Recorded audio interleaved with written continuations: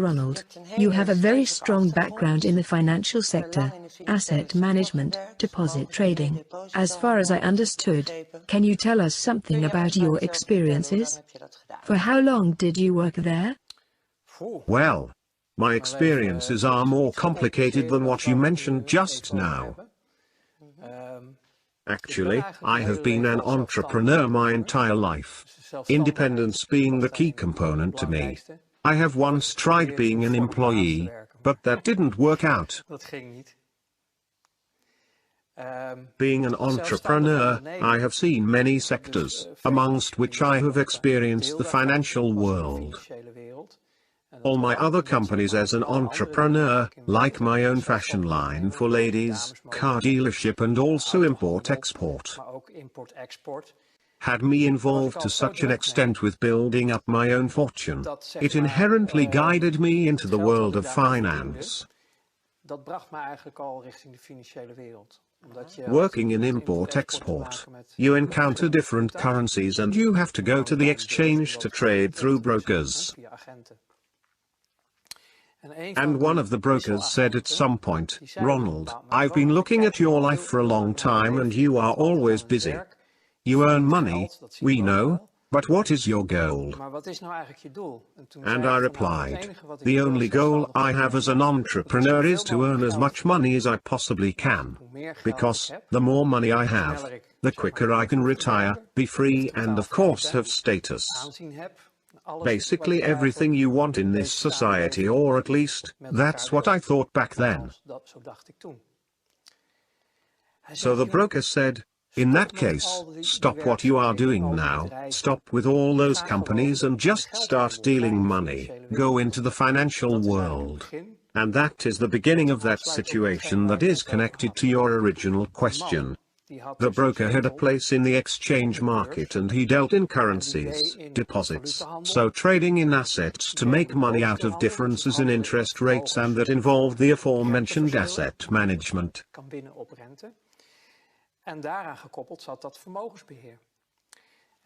Those three aspects together formed the interested package I said yes to. He said, "All right, you can take my place here, I'll train you, introduce you into the network. But in exchange I want 10% of your annual earnings."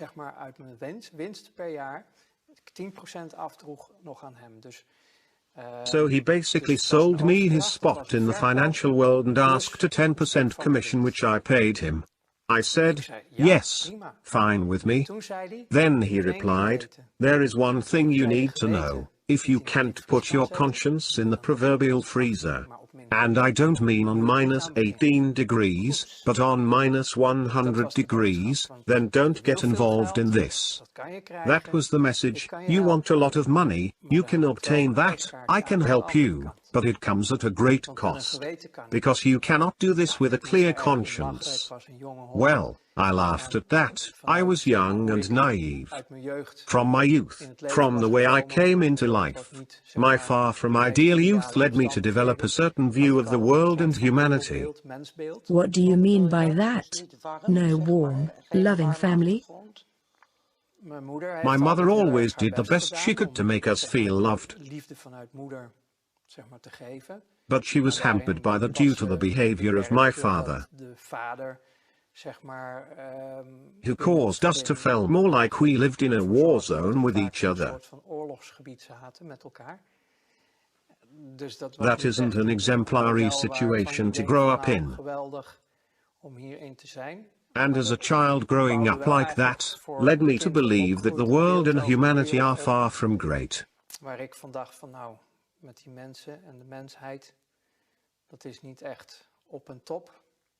So putting your conscience in the freezer was fitting in as a starting point? I was partially already used to doing that out of self-preservation. So to put my conscience in the freezer was not an impossible task to me.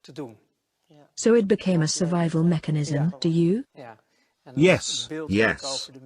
And my view of humanity and the world around me wasn't exactly positive either.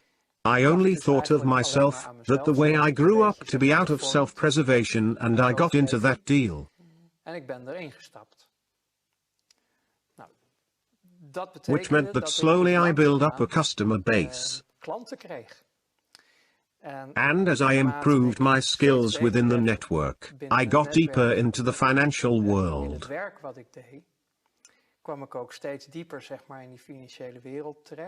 And then it turns out the world is really small, and you keep noticing that. Even when I was still working in import-export, dealing in grain and such, you notice it is just a small circle. And if we talk about the hardcore circle in the financial world, I don't mean Miss Jean at the bank, but the big global flows of money which you use for trading. De grote geldstromen die op aarde rondgaan, waar je mee gaat handelen. You are talking about worldwide cash flows, so not the Netherlands in particular where you started working? The Netherlands do play a distinct part in this story, but the world does not revolve around it. Nederland is niet het centrum van de aarde. The Netherlands are a part of a large global financial system, in which you work through exchange mark if you want to do official transactions.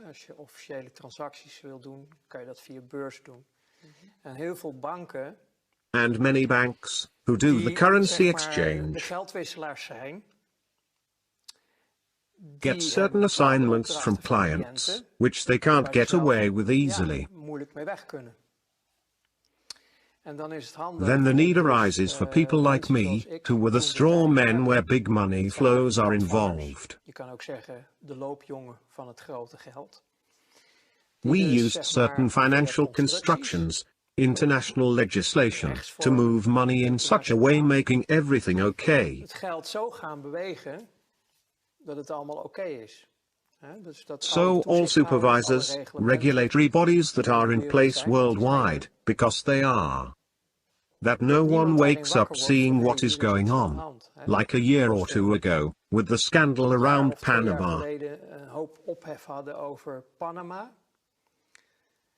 The Panama Papers. Yes. Tax evasion. I think, well, it was about avoiding taxes. Tax evasion is when you break all the rules. This had to do with avoiding. But when you see what happened there, I'm like, guys, that is old news. And who are you bring with that, because it is peanuts and hardly relevant. However, for the common people, that is great news, but it is not anything big. But it does show there is something very wrong in this world. For example, there are people in the Netherlands, with certain positions, who have bank accounts in Panama, with legislation that allows them not to pay taxes in the Netherlands, which is completely legal. Constructions like that were part of my job.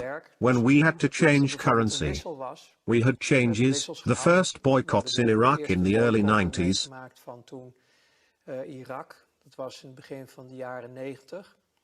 When there was a boycott in Iraq because of the war that started there.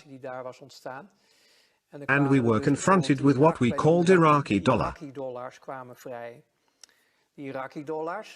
Iraqi dollars, which were actually American dollars. The American dollar has a direct relation to the oil prices, which made it a world trading currency backed up by oil. As long as that connection is in place, the dollar has a value. Officially, the Iraqi people weren't allowed to sell their oil due to the boycott. In theory, that is, because never before there was such a big business in oil. With discounts in this case, because officially it wasn't allowed, so with discounts it still crossed the borders. These dollars, because the energy was always paid in the dollars, so the Iraqi dollars had to go somewhere. You couldn't just take them to the desk at the bank because of all the regulations and checks did provide a certain protection. Because money laundering and criminality wasn't anything new back then. Now we call it terrorism. But that was then also the case. So, then you need people to take the heat. As straw men, you got invited to a bank, for example, in Germany's, with basements full of trucks filled with money. And then you think, sure. trucks, transports, a busy company. Come with me. Then they show you they are all filled to maximum capacity with dollars. And they tell you we need to get rid of all this cash. So change them pounds, German marks, this, that, in such way, and it needs to go there and there. Are we now talking about money laundering? Well, processing cash. Processing cash in such a way that we can legally reintroduce it into the money circuit. So that was your task? That was an assignment my colleagues and I got. You are never alone on an assignment, because you cannot do this on your own. It is not possible. We all know Scrooge McDuck scooping money with his shovel. Well, we literally had to do that over there. It was impossible to process all at once. So, then you need to find a way. Cash used to be the predominant way of paying, where nowadays most is digital. But you tried to find a way to process the cash. How do you reintroduce the cash into the circuit so Iraq can deal in its oil without being hampered? Because they are the ones that own the money. Iraq doesn't want. Look, you mentioned money laundering, but what it was about the boycott, Iraq had to stick to the rules, and buy, you know, everything you want to know about the world. You can know by following the money. That is the bottom line. Everyone can say blah, blah, blah, but make sure you follow the money, then you'll find the truth. Same thing goes for that situation. So the only thing Iraq and their buying partners wanted was to remain free of any accusations. Because the partners who bought it were the ones placing the boycott in the first place, but they are actually all friends on the same side. Everybody thinks there are opposites like good and bad guys in the world. But on the higher levels, it is just a game and they are all working together. However, they do have to stick to the rules and regulations they themselves have created to keep the rest of society suppressed and make sure that it will not be too crowded at the top. So you have to play by your own rules. So what is going on there is to make sure that nobody can trace you, apart from the elite themselves. Nobody in lower ranks can find out what really happened. Compartmentalized, that's how we call it. Yes. Everyone knows only his own little piece. Only the elite knows what is happening. Yes, but because we were doing the dirty work, we had to know a lot. Because we couldn't afford to make any mistakes. How high in the pyramid did you get? Were you close to the top of the pyramid? Well, we were communicating with them. My ego would have loved it when I got to this position of belonging to the top itself. Nowadays we still talk about 8,000 to 8,500 people in the world who run the entire world. It would have been amazing to get into such a position back then. All right, but if we say the top knows 100%, can you estimate how much you knew and understood of what happened? In my work, I had to know 100% of what was going on. There was no other way, because of the interests of the people involved were huge. Especially for the top. If I wouldn't know all the details, I would end up making mistakes. Which would cause a spin-off, because those mistakes would be detected. Then the people that don't know anything about it would interfere. We are talking about having nerves of steel to function at this level. So did you have nerves of steel? Yes, it worked just fine. The freezer worked very well for you. Yes, I played at the highest level for about 5 years. And then it was totally over, out and done with. That was a very intense moment for me. That happened suddenly? Well, no, the thing is, I gave a small example of what was involved.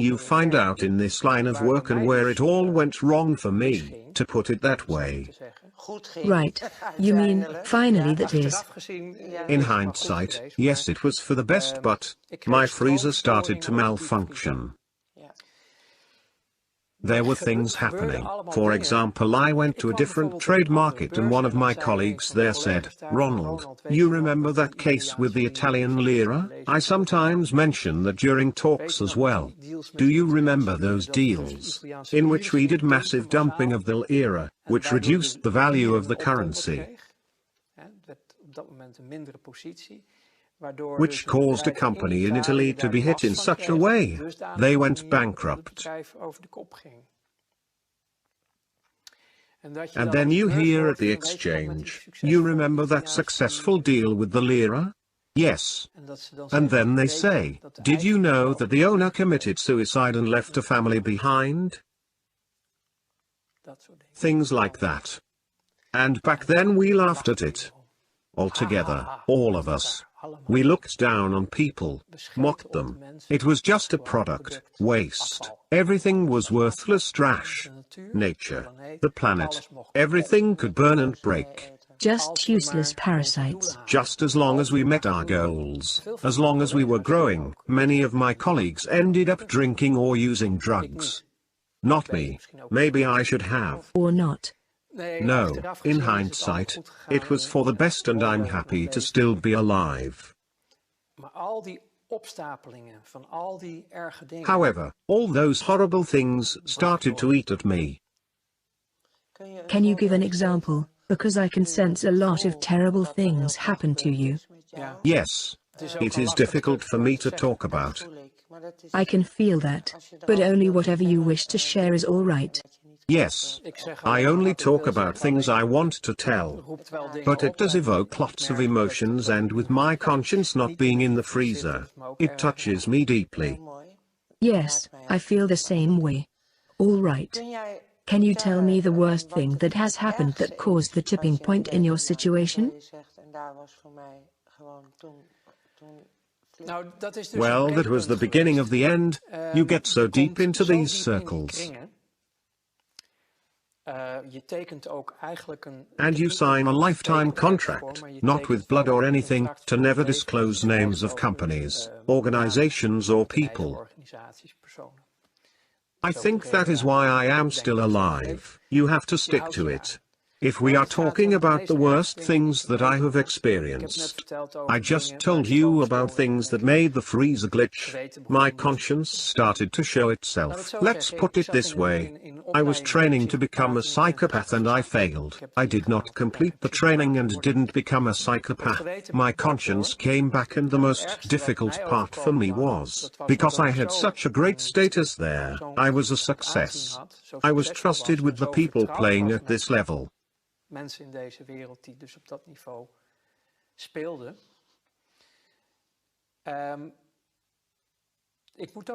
To put it carefully, most of these people followed a not very mainstream religion.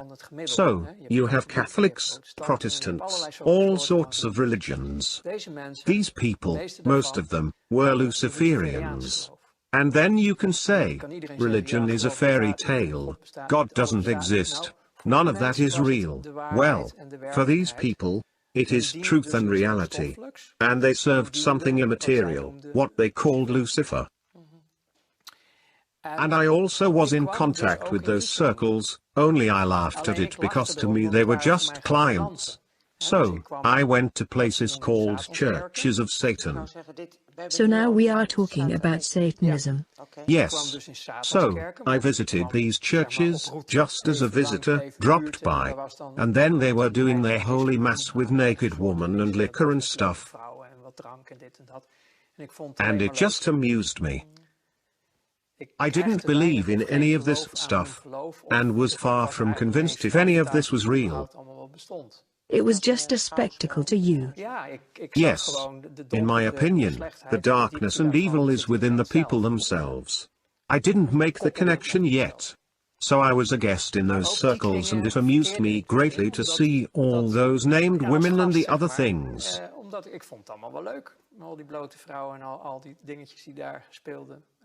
It was the good life.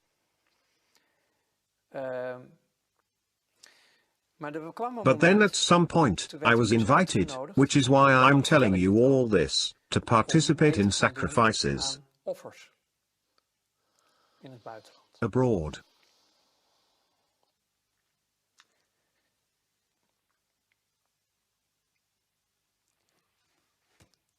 That was the breaking point. Children. You were asked to do that? Yes. And I couldn't do that.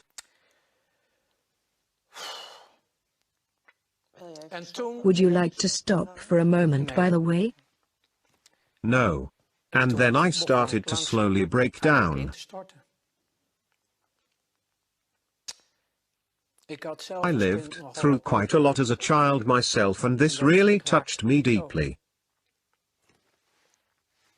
Everything changed.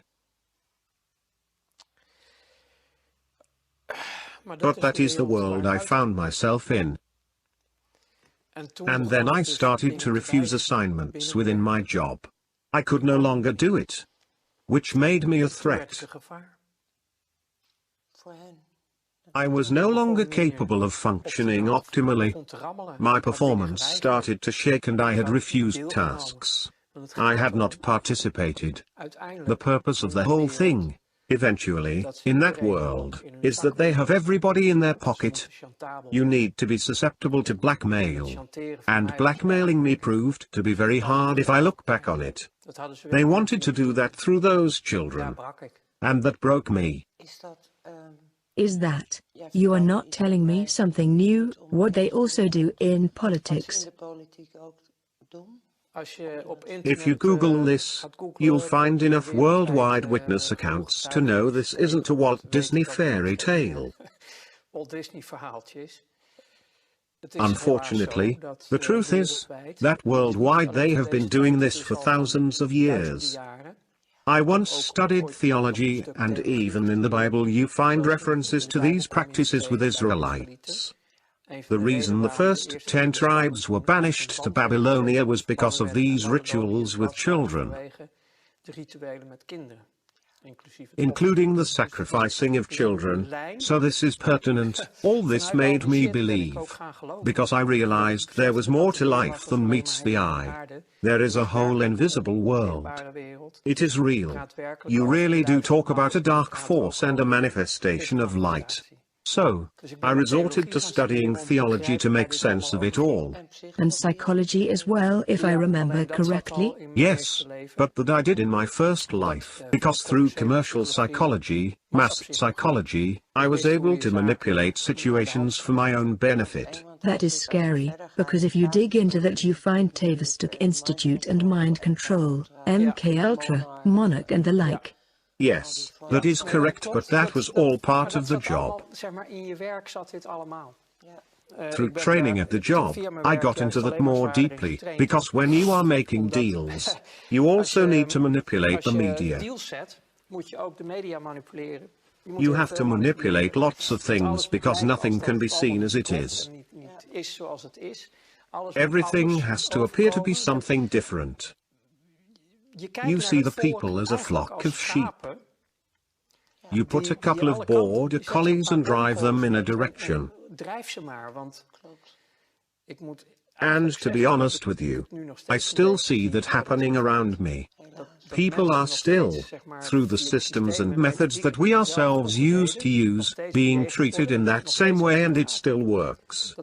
People still don't understand how it really works and are still on the level of as long as I have my beer and whatever, completely self-absorbed, also a survival mechanism. I mean, it is the program after all.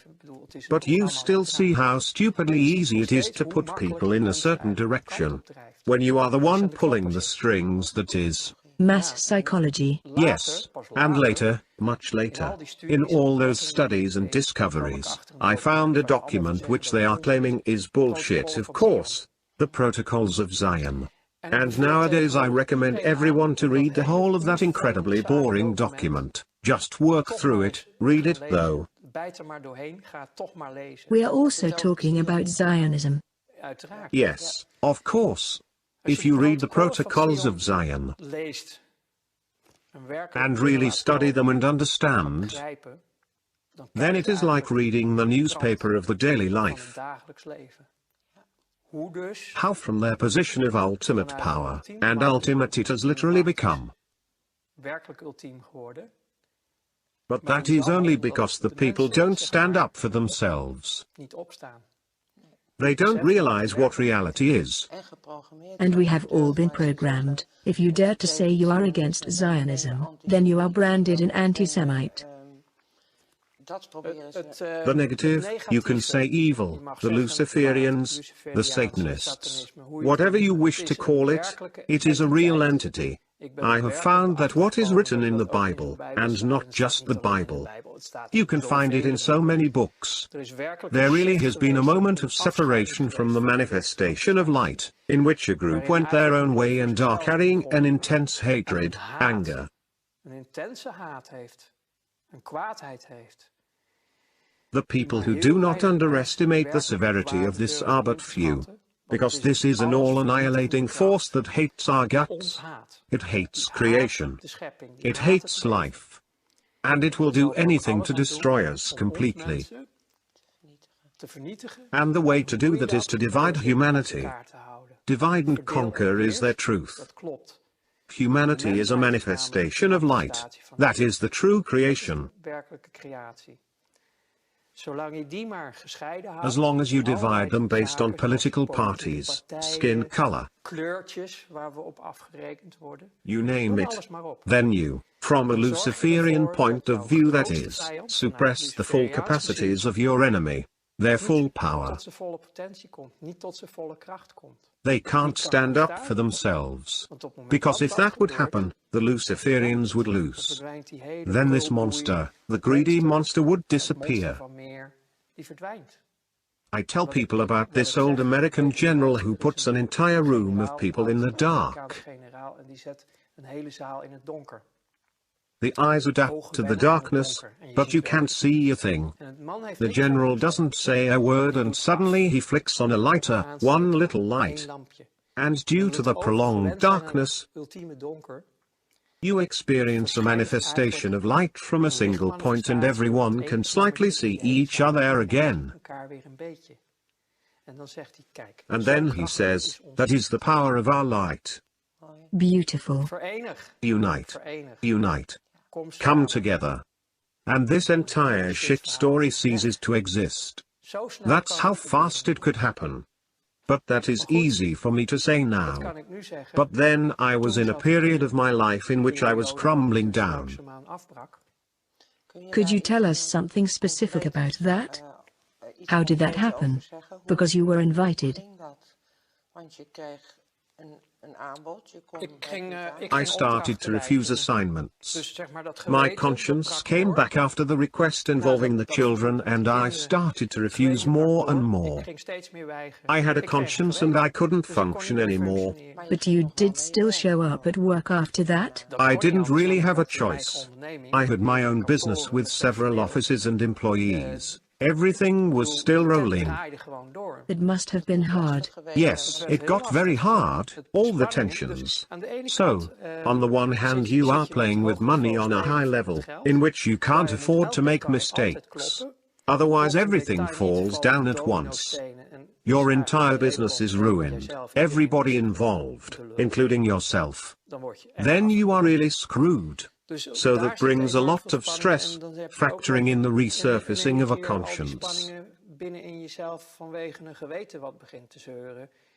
I was warned off when I got into this. Don't do it if you can't put your conscience at minus 100 degrees in the freezer. And you probably realized that then? Yes, I heard myself laugh at it back then. But it wasn't a joke at all. I totally did not understand where I really got into. And your proverbial freezer was switched off? Broken. I couldn't do it anymore. So, I tried to work through it, keep up appearances. I didn't know how to get out of this. I was trapped as well. Everybody was trapped.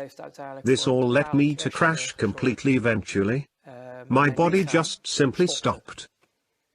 The first thing I saw was my mother crying at the intensive care. You ended up at the IC? Yeah, I really shut down. You had literally crashed? Yes. Yes. At that time I didn't believe in anything, not I can still recall how I saw From that corner, I was looking down upon myself. I saw how they were working on me. You had a near-death experience. Well, you could call it that. I have seen I am not my body. I'm in my body. But I am not just my body. I have seen them working on me. And later on, I've been reluctant to talk about it for a long time. I really talked about it much later. But when I did, I had researched so many things already and started to believe. I was starting to better understand the spiritual and the material. At that point, this intense experience got its own place. The realization that I'm not my body. It's just a vessel. So, I lived through all of that, but I also needed a long time to recover. Yes, of course.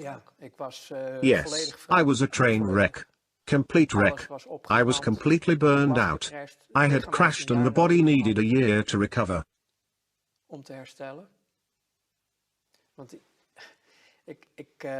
Because I don't really want to get into it now, but in those circles, I got tortured physically during my exit time. This was in order to make sure I would never break the contract of secrecy. So, I was taken for a certain amount of time. I was treated. All those factors together just increased the stress I was experiencing. Literally running full speed towards my own end. Do you mean abductions, as well call it, or programming? No, they exposed me to certain types of torture. That makes sure you'll never damage anyone in that world. I didn't realize that back then, so this is all from hindsight. It did all happen that way. So the end of my first life was so extreme that I couldn't handle it anymore. I couldn't handle it anymore, in no way. However, my mind power was so strong that it only happened within to my own body. That was, well, I didn't know what to do anymore. There were no options left for me. So that is why sometimes I think, of course that is not true, but I wish, like so many colleagues, I had taken the drugs and alcohol route. At least my end would have been more gentle, because most of them are just dead by now. Even though I know there are more strawmen walking around, there are little still alive whom I knew back then. Most of them are already gone. Well, I was dead too, but I'm still here. So, you still have something left to do. Yes. I suppose you could say that, but that is, I can't say in short, since I don't know how long we have been talking, the world that I found myself in. If you have any specific questions, then I can answer them, but I had hoped to be more concise, but I just don't know how. Well, you have my gratitude for all you have shared. To me, it is still a very big deal.